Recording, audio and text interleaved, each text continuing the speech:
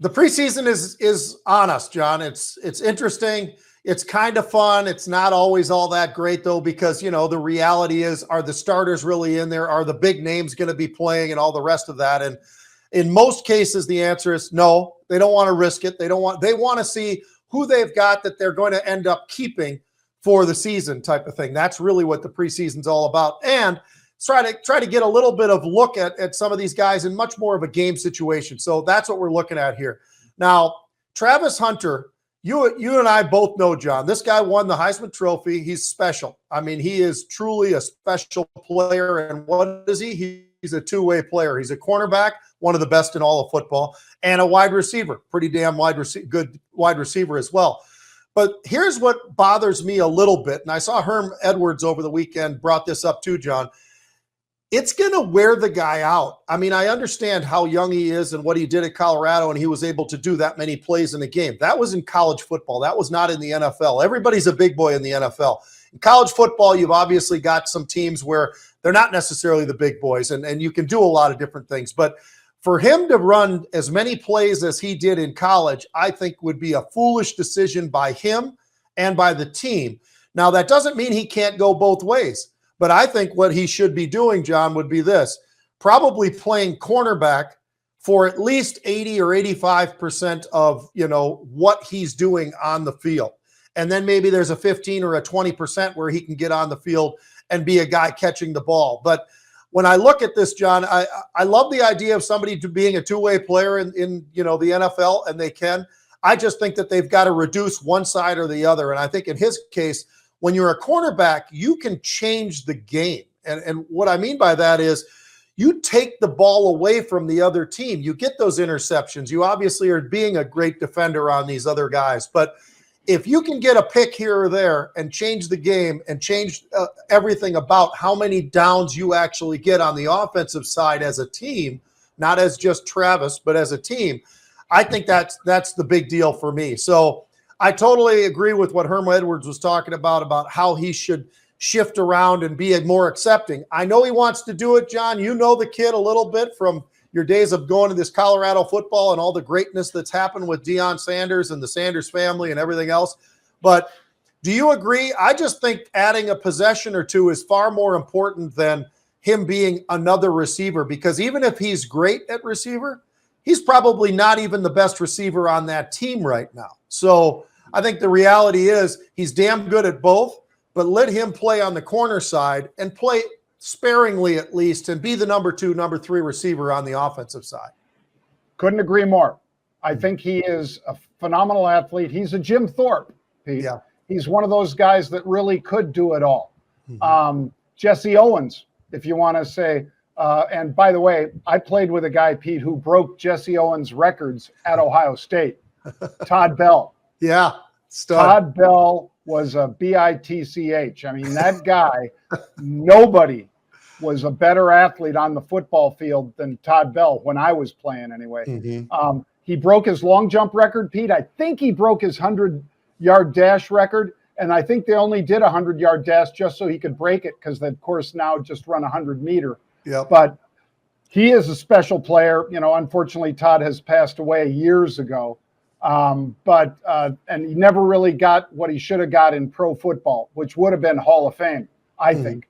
But yeah. He sat out the year that they went to the Super Bowl, Pete, and he was never the same. It was a bad decision by his agent. But anyway, back to Travis Hunter. I agree. I'd much rather have him 100% at corner. And then when he comes in sparingly, he's a distraction, because everybody's going to say, you know, whatever his number is, 22, 22, 22, or whatever. Yeah. They're going to be screaming that. So he's a distraction. And is he good enough? Oh, heck yeah, he's good enough. But he can't run 100% in the pros on both offense and defense. I'm sorry. Right. He's in great shape. He can't do it. It would be a disservice to him, just like you and Herm Edwards said, Pete. Mm-hmm. Yeah, I agree with you. By the way, not to be all Sanders all the time as far as this goes, but we do have to address Shedeur Sanders, because we talked about him last week, John, and he went into, now it's preseason, and everybody does have to understand this is preseason. This is not the cream of the crop of the NFL out there. But nonetheless, you can only control what you can control, right? And that's what we're seeing here with Shedeur. But wow, John, it's the Carolina Panthers. We're not talking about, the best team in football. There's no doubt about that. This is one of those on the very lower end of football, as a matter of fact, and the fact that it's preseason. But all that being said, he went out there and balled. He did everything he was asked to do, wanted to do. Had a lot of injuries, so it gave him a lot more time to be on the field and showing everybody what he could do, and the fact that should he really have been a guy who dropped all the way down to the 5th round and all the rest of it? I mean, Pickett was out, Gabriel was out, so the starter, the old man was out, so it's basically Shedeur Sanders and his show. And you know what? Did pretty damn good. He got down in there in the red zone. He got a couple of touchdowns. He did everything you'd want. I think he looked strong. I think he looked confident. I think he looked like he could use his legs and do all the things that he did in college. And he did execute in the red zone. So as far as how did he do, he did really, really well. Let's also remember there's the Carolina Panthers, number one, and number two, it's preseason games. So there's a lot of time in between now and when we kick off things, but you can only do what you can do at the time. And he did a great job this past weekend, John. He showed everybody that he is an athlete. He is a guy who could be the leader of the team. Now, again, it's not the real season, but you know what? He's doing what he needs to do. They had those joint practices and all the rest of it. He looks pretty damn good right now. I will say that. He does not look like a 5th round, draft pick right now. He looks like somebody who might have been in the 1st or 2nd round to me. Well, and, he was basically, Pete, in the when he was in the Heisman running, which just being in the running for the Heisman is amazing.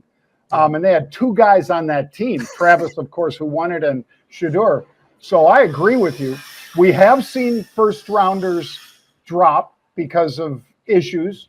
Warren Sapp was supposed to be one of the top picks, and then people got scared of rumors about a drug test and things like that. Yeah, exactly. And then you've got guys like, gosh, Pete, there were a couple Florida State quarterbacks like Ward, not Cam Ward, but the Charlie Ward, wasn't it, Pete? Yep. It was a Heisman Award winner from Florida State, undrafted. Yeah. Undrafted because they knew he wanted to play pro basketball rather than football.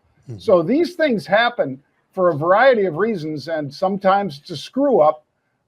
And this is a lucky screw up for Cleveland, at least so far. It appears that they stole this guy as a 5th round pick. And keep in mind, a 5th round pick for a team that's taken high in each round. So, I mean, they stole this guy, Pete. Yep, they did. And you know what? He's taking advantage of it. He actually asked, as we talked about this last week, that he asked his dad, don't come to camp. Don't do this. Don't do that. I got this, and I need to do it on my own or whatever. I give them kudos for that as well, because you know what? You don't want to have to ride on your dad's coattails on absolutely everything. And I think that was kind of what he was saying was, hey, look, I got this. You do your thing. You get healthy. I'm okay. And I think for all of that, you got to give him another, check mark on that. He's doing the right thing there. So far he's doing everything right. And as long as he does the right thing in front of those cameras and in front of the reporters when he's answering questions, I think this kid really could have a really good future, because we all know a lot of what was about why they sort of slid down, John, because they said he was doing a lot of things, just kind of cocky. He was this, he was that, and whatever. And you know what? I think he's starting to prove to everybody, he's learned from that experience, the whole thing with going into the draft and all of that. He's learned from that experience, and it looks like he's matured, at least for now. Yeah. Well, certainly seems like it, Pete. And kudos to him. Like I say, I loved watching him play at Colorado. And is he a perfect player? No. But could he grow into one? There's a reason Tom Brady thought he was one of the most special players available. Yep. And Tom helped coach him. And then they would talk to each other, Pete, on the phone and things like that a lot. So, yeah, we'll keep an eye on Shedeur, no doubt about it, and Travis. Yeah. Well, thanks for joining us today, folks. Sorry about the windy conditions here in PR, but we look forward to you guys joining us again tomorrow. Although I forget what time is it going to be tomorrow, Pete? I think it's going to be 1 p.m. Eastern time. 1 p.m. Eastern, folks. See you then.